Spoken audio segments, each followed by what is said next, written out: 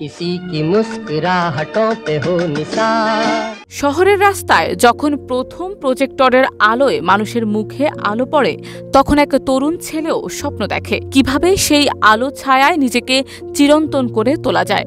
সেই ছেলেটির নাম ছিল রাজ কাপুর। তিনি শুধু একজন অভিনেতা নন, ছিলেন একাধারে পরিচালক, চিত্রনাট্যকার, সঙ্গীতপ্রেমী, দার্শনিক এবং ভারতের চলচ্চিত্র জগতের শোম্যান। রাজ কাপুরের সিনেমা ছিল সাদাকালো পর্দার রঙিন স্বপ্ন। সেখানে নায়িকা ভিজে শাড়ি পরে নদীর পাড়ে দাঁড়াতেন, আর নায়ক চোখের দৃষ্টি দিয়ে প্রেমের ভাষা বলতেন। ওয়ালটন আবারও মিলিয়নিয়ার অফারে ওয়ালটন ফ্রিজ কিনে আপনিও হয়ে যেতে পারেন মিলিয়নিয়ার।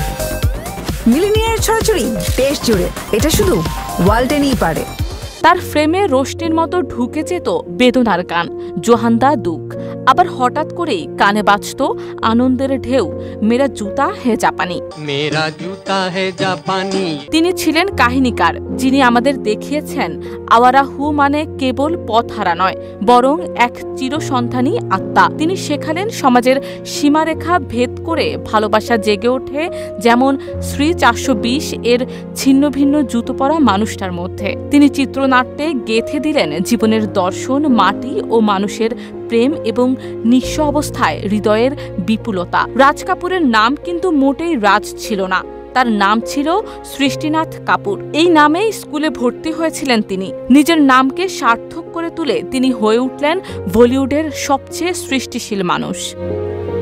তিনি ভারতীয় সিনেমার এক অবিনাশী নাম, যেই নাম কেবল সিনেমার পর্দায় নয়, মানুষের হৃদয়ের অলিন্দে বাজে এখনো, নীরবে নিরন্তর। আজ যখন ক্যালেন্ডারে জুনের দ্বিতীয় দিন আসে, তখন মনে পড়ে 1988 সালের এই দিনেই থেমে গিয়েছিল এক অমর স্রষ্টার হৃদয়। কিন্তু থেমে যায়নি তার সৃষ্টি, তার স্বপ্ন, তার গান, তার হাসি, তার চোখের জল।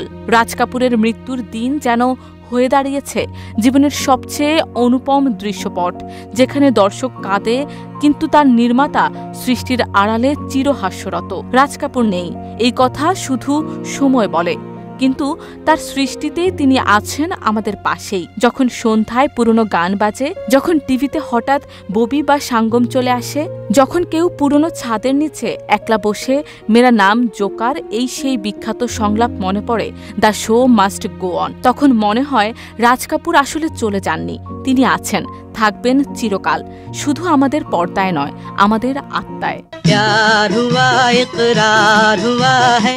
Text report, Dhaka post.